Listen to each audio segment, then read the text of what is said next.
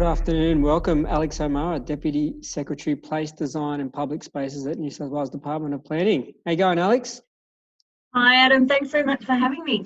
Really appreciate the opportunity. No problem. You and your colleagues of planning, probably outside of the frontline workers, are arguably some of the busiest government officials at the moment. Planning reform's often been spoken about, but we've really seen it in action over these past 12 months, and particularly during the pandemic, where there's been a real commitment to speed up processes, eliminate red tape and fast track projects that can stimulate economic activity. What are some of your key takeaways during this period of change, and what's been the response from some of your customers?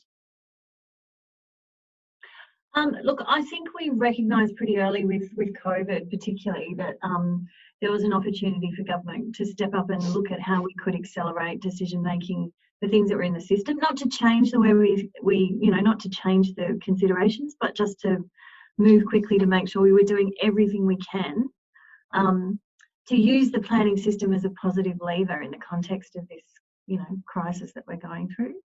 And I think there's been a lot of support for that sort of approach to look at how we can stimulate investment and jobs, but also public benefit. Part of the government's broader remit, so if we think about the sort of the direction from the Premier to the Minister with the planning system was to reorient it around place, people and community. And so there's been a big focus within the planning department, but also other departments like transport, on how do you get better place outcomes. And I think with COVID, we're really looking at, how can we accelerate decision making? So things like the Mulray Road Industrial Precinct, the Aerotropolis. This week we've seen a bridge that's linking Western Sydney University to Parramatta CBD, funded out of the Housing Acceleration Fund. The famous Diagonal Bridge. Diagonal Bridge, And today, Cumberland Plain Conservation Plan, $80 million for that announced for Western Sydney. So I think the government really doing everything it can to make sure we're allowing investment to happen, but also I think a real focus on public space. People, I think when you take something away, start to look at how valuable that is to them. And right across the world, we're seeing a real focus on public space and, great investment from the government around that too. So if you look at the $250 million Public Spaces Legacy Fund that the government announced recently, we think there's huge opportunity with that. But also the Streets of Shared Spaces program that we've been rolling out since COVID. There's some great projects that are being funded in Western Sydney. One in Parramatta, another one in Campbelltown. Yep, absolutely. And also our demonstration projects. So I think Penrith, Blacktown, some really interesting public space initiatives from those local government areas. How do you get the balance right between ensuring that the checks and balances are in place when it comes to sort of the approval process, but at the same time making sure things don't get bogged down? Yeah, well, I think it's making sure that you still have a very transparent process. We haven't changed any of the policies or rules about how we assess things. It's really just making sure that we're giving things priority. And, there's always a triple bottom line process under the EP&A Act. So it's making sure that we honour that and we comply with all of that policy, but looking at just how we direct our resources to get quick decisions out there. Yeah, I mean, things are a little bit crazy at the moment, everywhere. But I mean, we had the Minister for Planning, Minister Stokes, speak at our Boomtown Property and Infrastructure Summit last year. One of the interesting points he made was around planning. Was in a lot of ways, planning was prophecy. But there's a fair bit of forecasting that goes into your decision making. Given the current circumstances, there's so much economic and social uncertainty. Uncertainty around people movement, around population growth. Given that ambiguity, the lack of clarity around what's ahead, how hard does that make your job as a planner at the moment? Look, I think uncertainty is a part of life. I think there's a lot of focus within government on data and on, Kirsty Allen, who leads our strategy and property team, looking very closely at whatever data we're getting to look at, how is COVID impacting the trends that we would have otherwise seen, working with the Commonwealth Government to look at what are the impacts we're seeing from migration, for example. But often our plans are like 20 years out. You know, it's planning is often, you know, it's about creating a shared vision for the future. So in a way, the short-term impacts probably affect us less than some other parts of government. Although we do have that dual role of kind of making decisions that are going to result in investment quickly, and we're making sure that we're doing everything we can to move things through the system.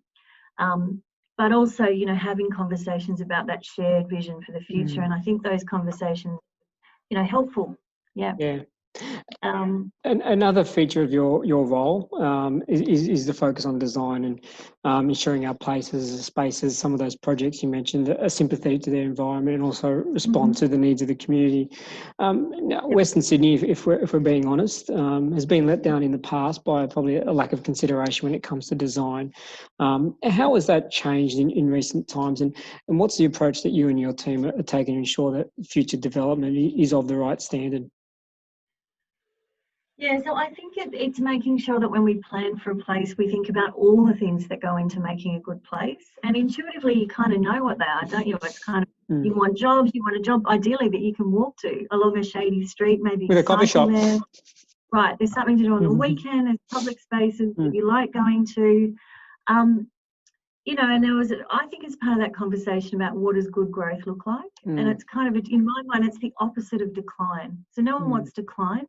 But what is good growth? And I think in Western Sydney, you're starting to see with things like the Mumray Road precinct, where we were looking at, you know, new cycling and walking paths, preservation of Cumberland Plain woodland. You know, how can we make sure that we're designing new places so that there is enough space to plant a tree on the footpath, you know, that it's environmentally sustainable, that there's a quality design. So the government's committed to do the design and place set before the end of the year. But I think in things like the Aerotropolis planning, there's been a big focus on quality design in that, and that's about to be released. So huge focus from government on Western Sydney and the opportunity there. No doubt, Western City, and particularly the Western City is a big focus for government at the moment. Separately, your previous role as DepSec at Create New South Wales, been a lot of discussion in recent times around Powerhouse and other cultural needs for the region. You're responsible for supporting the development of large-scale investment in cultural infrastructure during your previous role.